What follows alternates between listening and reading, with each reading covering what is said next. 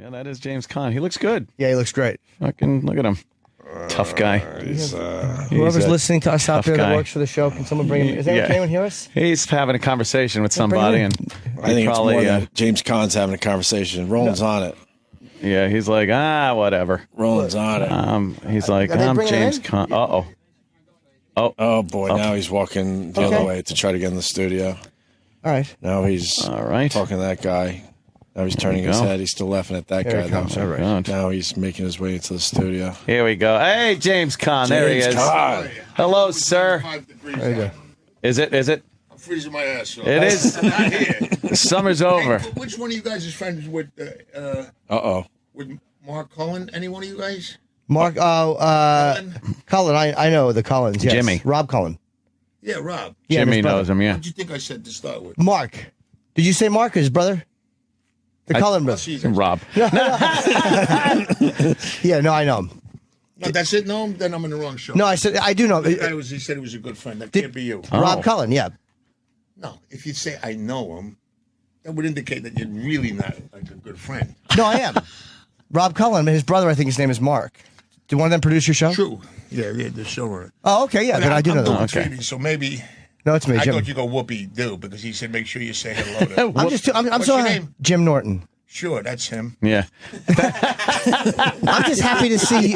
I'm just happy to see James Caan. That's all. I'm very happy you're here. Yes. I kind of shocked you. Yes. I understand. I watched your show yesterday. I get it. A little bit. Oh, I got to put these things. A little shocking. You don't have to. Yeah. You do whatever We're you want. in the same I room. swear to God, I walked out of the hotel. People thought I was in. It's a little cold today for a T-shirt, James. Not when you're tough. Yeah, tough guy. Tough guy. Goddamn, you look great, man. Thanks.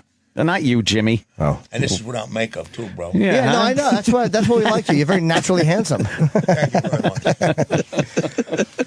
The show, to promote the show, it's called Back in the Game, and it premieres tomorrow night on ABC at 8:30. And I saw the pilot episode, which is you play the father of a girl and the grandfather of her son. And there's some really amazing dialogue considering it's ABC. TV has changed. Oh, no, we're going further. You're going for it? We're trying to move the show after the Kimmel show. It'll be like 12 o'clock. Yeah. ABC, we give them like 3 horrible things, figuring, well, they can only lose 2 of them. So I've heard that from everybody. They say that. They give them a couple of options that they know they're going to throw out just so they go to the one you wanted in the first place. With Disney, I mean, yeah. And it's 8:30. We want to go on later. But these Cullen, I mean, and the whole writing staff is great. And the cast is great. It's really fun. So, I mean, I'm actually having a lot of fun with it. And you're encouraging. I mean, racial, terrible. I mean, and I play a guy who just doesn't give a. I'm trying to create the most horrifying guy that was ever on television. Nice. Ever. Yeah. But with a heart. Oh, okay. So the heart. It's You like never see it. You know, deep down. You never see it. No, he raises his daughter like from the time she was 8, to as a guy. Right. Oh, shit. He lost his mother because he was a baseball player. He was like the second coming of Sandy Koufax for 11 minutes. He drank himself out of the league, blew his arm out. Oh, shit. Yeah. Pension. So he raised her as a girl to the point where he called her Junior. That's And healthy. there's a couple lines. He goes, what do you? And then she's forced to come live with me. She hates me.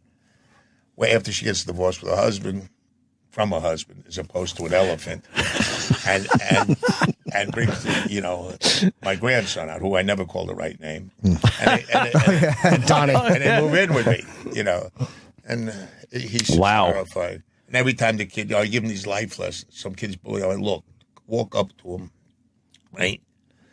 Flick your lick sicker over his arm. You see how he turns his head? The many times you hit him across the knees with his back. The kid is great. He goes, I'm not hitting a kid, and I don't smoke. He goes, it's just insane. That sounds like advice my dad gave me. My favorite line, she comes up, she goes, I'm asking her, what are you talking? Bring me up like a guy, and you bringing me up like a guy. I said, what are you talking? She says, well, when I got my first period, you told me to walk it off. I said, well, there was no internet then. I know.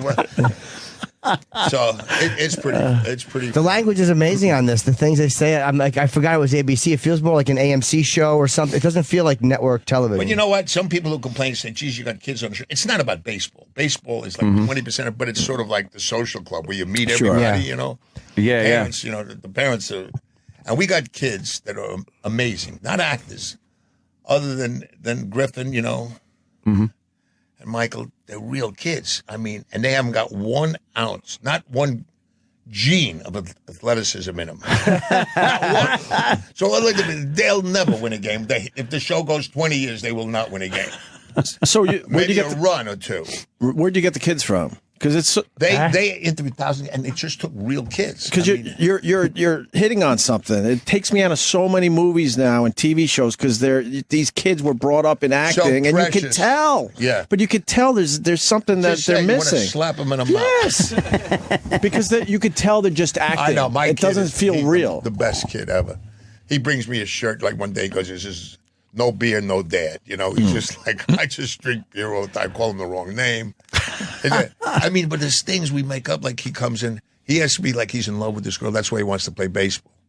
Because he's trying to get laid. No, because he loves this girl and she likes ball players. Right. So that's that whole thing. He comes one day and he asks about, this is one of the shows about sex stuff and girls. I go, don't go talk to your mother, you know. Kershaw's pitching, you know, leave me alone. So he says, I can't talk to her, blah, blah, blah, blah. So now he convinces me. And the first thing I say is, look, with one hand, you got to learn to do this. You come around, you have to unhook the bra with one hand. And he goes, why would I do that? They wrote a line saying, where the boobies live. Not funny. Yeah. and I said, let's start again. Okay. And then the next thing, you come back to the conversation. Now when the candles are lit and the room smells nice, you got the, you know, da-da-da-da-da. They even had some lines that it's not going to work. Buy your nails. I mean, stop. Yeah. Crazy. So, crazy. So then I say to him, then you put on a little Sinatra, Barry White. He goes, who's Barry White? Okay, that's it. Come on. And I take him to a massage parlor. I mean, but it's a nice thing, the girl is massage. But it's insane, and it's really funny. There's a funny scene where that's where the girl's getting picked on that the kid likes.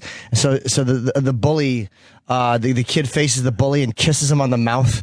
It's like a really weird moment where the kid kisses another boy on the mouth to stop him from picking on another girl. I'm like, they're getting fucking ballsy on television. No, but his line is he says to the girl, he says, "Don't worry, he'll be afraid of me from now on. The guy will be afraid." Yeah, no shit. They're going for it. Like yeah, James they really are. But we have jokes like, I mean, there's this one show. I mean, I saw it the other day. It was, I mean, hysterical. I couldn't laugh. Everybody was laughing, so you'd miss the punchline. But the whole premise was that I'm so angry, I'm breaking things, I'm yelling at the kids. Some guy is flying one of them, you know, those phony helicopters around my field. Yeah. I go Black Hawk down. I bash it. I'm insane. So they go, what the hell is he so mad about? And the kids was, you know, you need some of that good stuff. Maybe he needs the good stuff. So they flash back, and I'm watching, like, From Here to Eternity. We got the clip, you know, when the wave rolls up and they're kissing. And you say, oh, that's the good stuff. So now they decide, oh, we got to get them a date. So they go online, and then they send the kids out, like, in a shopping mall, you know, like, if they're wearing rings, forget it. If they have a cat, something, go for them, whatever, all these stupid things. So they fix me up with this nice girl. Just starts it.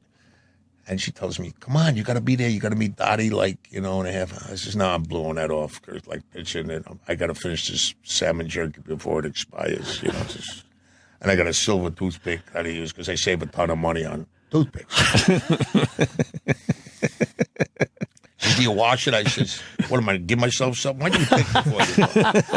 I mean, it's just really. So anyway, the upshot is I have this dinner, and my daughter introduced me. You know, this is Dottie Sanchez, and she's got a 20-year-old that lives over there, 21-year-old, and she has a dog, this cute little dog she calls Kevin Klein, and da-da-da. And then the woman says, yes, you know, when he was little, a little puppy, he had such a cute little face, I thought I'd call him Kevin Klein. I haven't said a word, and I just look at her like, well, and goodbye. And so I get this lush hooker. I bring her home.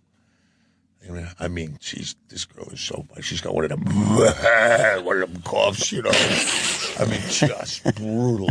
Just hanging out. I mean, just brutal. So he comes home. He comes to the house. She comes to the house and she's me. She says, "Oh, you got 2 cups of coffee?" I go, "Shh, don't wake her up," you know. Oh shit! Now here she comes. You know. So like one of the lines is, "What's the matter with her lungs?" I go, "Nothing wrong with her lungs. She held her breath like a dolphin." But it goes like, you know what I mean? Like, it's amazing, you know? It's awesome.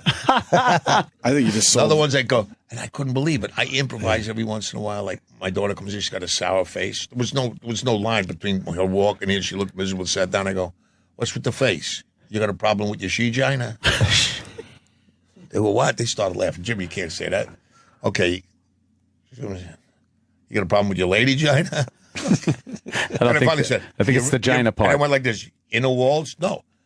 They left they left she-gina in because it was they did. Yeah, they thought, okay, that's not so bad. Right. Good for you. Not better than inner walls. Right. Had you turned down network TV before, or is this something that you avoided for a long time and now you finally saw a script you liked? Yeah, because, the truth is there's this unwarranted stigma. You know, always that. Listen, I turned Brian's song down 4 times for the wrong reasons. Man. But, you got to behave the way the people who... are you ordering pizza, by the way? No, I was ready to take a picture of you because you're a legend. Oh, no, I mean, if you want, really I want need to know. anchovies. No, if you really need to know. I thought I was out with one of the, I'm sorry. If you really need to know, you're a legend. I'm taking a picture. Some kind of sex gland, these girls now. That like whenever they text. Yeah. It's on the tip of the finger now.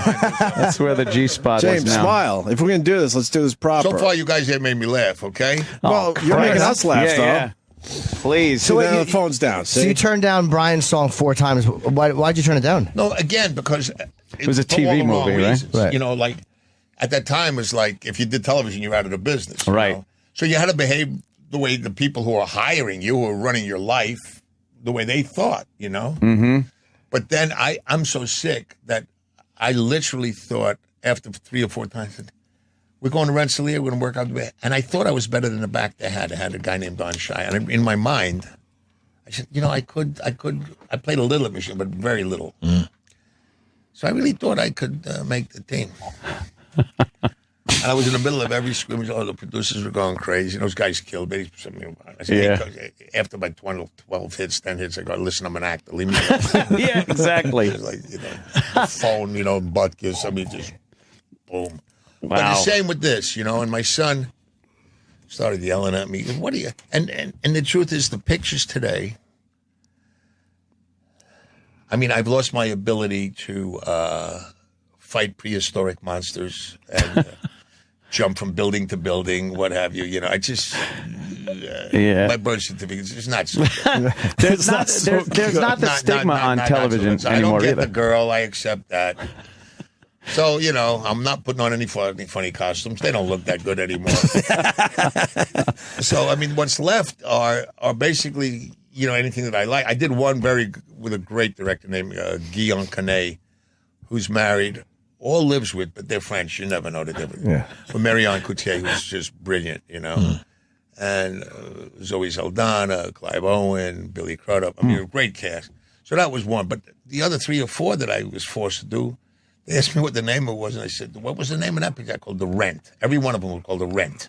I mean, just to make the money. I really like, the integrity that you try to hang on to. There's a point. I got 4 wives and 5 kids. I got to Jesus Christ. When you did The Godfather and you started shooting, and obviously that changed your life. How did Brando treat you? We got along great. Oh, you did? Oh yeah. Yeah. Before and after, I'd say anything and he'd laugh. I mean, it was just. Shit.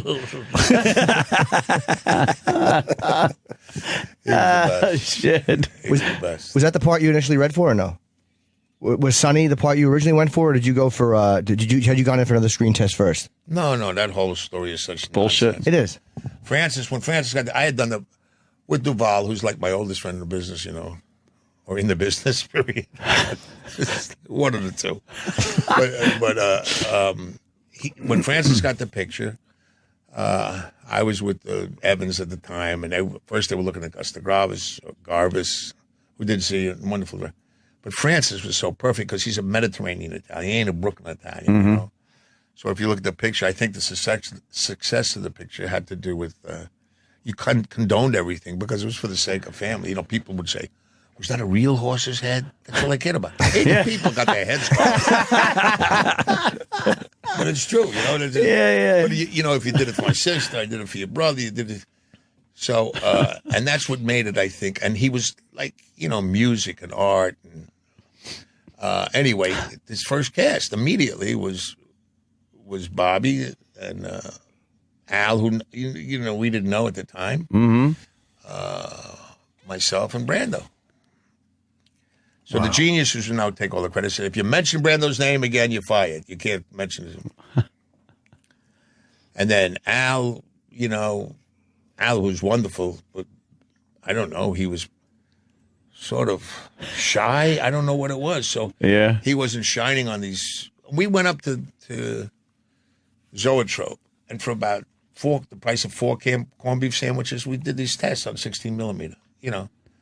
Eleanor, his wife, gave us a haircut with a bowl on the head. It was like a bad picture. That's unbelievable. Swear to God. Yeah. And so then we went home, see you later. That was the cast. Wow. Now all of the stuff started. You know, these people who think for a living, or get paid to think for a living, rather, they, you know, oh, no, you can't. No, we don't want Al. So about 2-3 months later, Francis is preparing everything, and he calls me one night. So it had to be about 3 in the morning. Their times. He goes, Jimmy, I said, what? I had done the Rain People with him already. And he says, they want you to come and test. I said, what, do you got a Porsche you want me to drive around the block? He says, no, please, don't even go there. I said, please, just come in. So I go, and now all of a sudden I'm testing for Michael. They want you to play Michael. Michael? No. I mean, but I knew Francis. Francis was not one of these guys that hit and missed. This guy was like the best, you know, at the time, you know, other things, you know, happen in life. He's still, you know, brilliant. But then there was nothing better. But he had, you know, visions. He wanted Michael to be the Sicilian-looking one, the authentic, you know. And Sonny was the Americanized version of, you know, so he had even the looks that he wanted. Wow, right? yeah. So I knew that was wrong. And I made this, it was horrible. And then they tested the Bobby thing, and, you know, and Puzo wrote a book, The Making of the Godfather. This is serious radio, right? Yes. Yeah. You go ahead. For it. So Go for it. So Mario in a book said if Caan had tits, he'd have played K. So, but I knew what Francis wanted. So at the end of the day, he'd sneak Al in again. You know, they'd go crazy. They really didn't want Al. Wow. No, but here's the and every actor you can name was sitting in this room this huge room sitting against the floor. It was disgusting. You know, you name them. The big, with stupidest accents you ever heard. Italian, you know, Irish, whatever. Didn't matter. They were all there. And after this all day at 10, poor Francis. And I go home. And then at one point they had this Carmen Caridi going to play me. I was going to play Michael. I was nauseous. Yeah. I go home. And then Ruddy and the girl that was one of the runners of Paramount at the time. Oh gosh. Anyway, senior moment. They came into and I said, stick this picture up your ass. All right. Wow. And Yeah. Bobby says, I'm throwing him out of the 30-story window. I'm going. And I jumped on a train. I was in such a hurry. I'm not testing again. Jumped on a train and went and did this 10-day part that they made part of the deal. Jimmy, would you do this before you come in to do The Godfather? So I did this picture in Chicago. And then that night they called back and everything was set. Wow. So basically my point is they spent, at the time now, $450,000, which is like $40 million today. Yeah. That's a whole movie budget. On tests. And they wound up with the same cast they had for the four That corned they beef started. sandwiches. When they started. Right. Corned beef sandwich. That's like a General Electric progress is our most important product, you know. When did you know the movie was going to be a masterpiece? When did you realize, holy crap, we got something? Never? No. Look, I mean, because you never know officially. You could have a great cast and all that. Answer. Right. I knew, and which to me is a huge ingredient, you know, like that we all liked each other. I knew I was really good people, and we laughed, and that's. I don't care. You can go to movies, and I'm not one guy that says, like any other guy, either get moved, I don't get moved, I have a good time, I don't sit there and analyze it. But you can always tell inadvertently that these people are liking each other. I don't care what the subject matter is. Somehow it comes off the screen. So we had that. I had great actors with me. The head of every department. This is all Francis is doing. Like Dean Tavalleros was nobody. He became like, one of the great set there. Walter Murch became the sound guy in the business. Gordy Willis, became the. So every one of these departments had Dick Smith, who's like a genius, with special effect, makeup special effect. All these people were put together by Francis, And they wound up being like amazing. The top in their field. Artists. Wow. Wow. What That's a talent, being able to just identify that's the point, that. And how old was Francis at the time to be able to butt heads with a studio 33, like that? and he's making a masterpiece. It's amazing. Yeah. What was Luca like as a person? The guy who played Luca, because I'm hoping he wasn't really like that guy. Oh yeah. Was he really? Oh yeah. My friend who introduced me to him was here with me today, but he was. I mean, one of the great. I got so many great stories with Luca. I mean, he's the big, scariest son of a gun. Yeah. But when he's on a set, he was like a little girl. Like Really. And he talked like this. Very almost he had feminine moves. Really? So, and this is genius of Francis. It's a good story, and you got a long, boring show. So Absolutely. Believe me, until you walked in, it was 3 hours of mediocrity. We need you to stay till tomorrow. So Lenny comes in. Now, he weighs about 350, about 6 feet. He had hands like shoe boxes. I mean, his hands were this big. I mean, his fingers, like, he was just... He was the masked marvel years ago in the wrestling world, which was like a famous wrestler. And anyway, he did work with, with some friends. They, whatever their business was. Anyway, he was just one of the fellas, Right. So now they see this guy. They go, "Oh my God, it's Luca Brasi." So I think one of the first scenes we did, and he was like so scared. I can't explain it to you. His chest, I mean, they don't make clothes like that. So he had this dark Indian. He was a real black Italian, what they call black. He looked like, this Indian. So he's walking around. And the first scene, he had to come in the door. So I had a close-up. The door opens, Brando's behind it.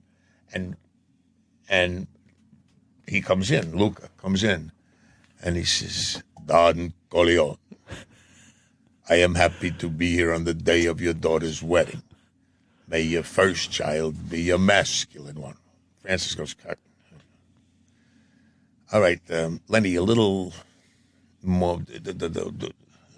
Whatever. A little more something. Okay, boss. All right. Don Corleone. I am, but was that staccato thing, Right.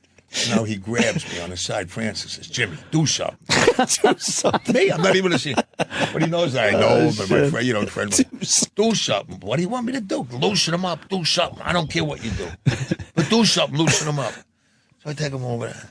I take him in the corner and we're talking. I go, "Lenny, hey, come on. We got to have some fun. We got to make us laugh." What? He's got a tongue, looks like, a shoe. So I said, "Look, when you come in, right, it's a close-up. When you say, Don Corleone, stick your tongue out, and I put F-U on it." You say it. You can say it. Fuck you. No, far away. No. I put "fuck you" on his tongue. Yeah. And a piece of tape. But I said, "Come, let me put the..." "Jimmy, don't do this." "Come on, Lenny, stop. Please, don't do this to me like a little kid. Don't make me do this." I said, "Lenny, you got to do it. We got to have some laughs. It's just for laughs." "Well, this took 20 minutes. Please, don't make me call my friend." Anyway, he does it. They open the door and he goes, "Don Corleone." Well, everybody laughed. Brando laughed. Everybody laughed. So Lenny felt pretty good. Okay, let's do it again, right? Don. Nothing changed. But Brando was so funny when he answered and went, "Luca," and then, "Fuck you too." But I'll tell you the genius of Francis. This is really genius. That was shot. The interior of that was shot 3 weeks before we did the outside, the scene that preceded it. The wedding. Mm-hmm. And all of a sudden, it was never in the script. He's got Luca in the corner, if you remember, rehearsing. Yeah. Yeah. So it was perfect. You know, it was like to make that Don stunt. Corleone, I am honored to be. So he had to add that. Now Obviously. He put that in. And it was great. So it was like now it was a justifies rehearsed how he speech. sounded. Yeah, it was a rehearsed in the speech. room, That he rehearsed. was nervous. You know. And That's perfect. That's a great story. That's amazing. And the kids ran in, and he just left it. Right? Wasn't that an accident when the 3 children ran in during Luca talking to him? Yeah, I heard that the kids just kind of ran in, and he left that in. I don't know. We left. You know, we did a lot of hilarious stuff. Accidents. That was hilarious because he Kinda practiced so accidents. much, and then the kids screw it all up for him. On your daughter's wedding, for your daughter's wedding. He fucking No, but it was all perfect. Oh, but it all great. became perfect because you see him studying. Of course. Yeah, it brings it together. That's right. It's brilliant. Yeah, he really was. He did not give a smooth delivery. He was looking down at the paper. He had one thing to say. He's going to look at Just the paper. a killer. That's Yeah. what he was supposed to Lenny be. he was a piece of work. Yeah. He was in The Jerk with Steve Martin. He played. I think he played Iron Balls McGinty. Steve Martin kicks him in the balls, and he's got a fucking metal balls, and Steve Martin hurts his foot. They were all such iconic characters that everybody from The Godfather, when you saw them after that, you'd know. You know, that's the guy from The Godfather. Right. No, Lenny was, off camera. I told the story last night. It's one of my favorite. We were all, a bunch of us, from, city pals, all my good friends. And we decided to go with, one of my friends who liked to, throw parties and this and that. Benny Goodman was playing in the Rainbow Grill, right? The whole band. And that's a small place. So you can imagine what the tariff was. It was like stupid. So Lenny was notoriously one of the cheapest guys. He never had more than $20 in his pocket. I saw somebody give him $10,000. He'd send $980 home to his wife, right? So he only had $20. So we go up to the Rainbow Grill. There's six of us, 6 of us at the table. And we're just having drinks, but it was a dinner show. But how do you pay Benny Goodman's band, So everybody's in tuxedos from Park Avenue paying, I don't know what happened. So all we had was a couple drinks, we'll listen to Benny Goodman, it was great, this and that. And my friend, who always grabs the bill, you can't get the bill, he grabs the bill, he says, give me the bill, and he grabs the bill, and he never says anything, but this was so ridiculous.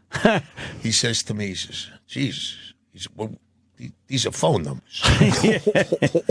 He says, what, we buy this freaking place? So and then with that, Lenny overheard, he goes, I'll take care of it. Oh, no. And we both looked like, it's just impossible. These not, especially after guys said, these are tough. What'd you say? He says, my friend says, just to see what would happen. He goes, yeah, go ahead, yeah. So now Lenny's sitting, and he had a glass full of ice. And there was like 7, 8 guys behind us with 3, 4 women. This huge table. Took the ice, just threw it over his shoulder, right in the middle of the table. There we go. He says, hey, you dirty this and that, you never. And it took Lenny about a half hour to get up. He went, ooh. He stood up like that. He had 2 guys like holding him off the ground like this. Here come the manager, running over. Said, please, what are you doing? And then he says, whispers, you want this to happen every Saturday night. Give me the bill. He goes back and he says, come on, I took care of it. Wow, what a great story. Fucking horrified people in real life. It's the real deal. No, he Yeah, was great. funny. He was a good guy. We're being told you got to go. You got a lot of You're press. a busy man. We could talk to you all day. Busy man today. I'd like to sit here. Yeah, really? The rest of the crap ain't that interesting. Who wouldn't? I'm really comfortable. Fucking great, man. The show is, and I saw the pilot. It was very funny, and the dialogue. It's very hard to believe that it's actually on network TV. It's but really, again, it's really good to hear that they're going for it. I'm not surprised the Cullen brothers are involved with this. I did not know they were until James came in. No, but Rob, there are saner people locked up than I know. this guy. I know.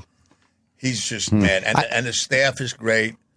Maggie and my cast is just unbelievable. Ben and the kid and the girl that plays Lulu is unbelievable. So it's really nice. The kids are great, and I like getting up in the morning, and that's worth a lot of money. Yeah, And I'll just say Unlike you guys who sit together every day. Just miserable. the show opens with you bashing a car window with a baseball That's why it bat. closes. No, it opens.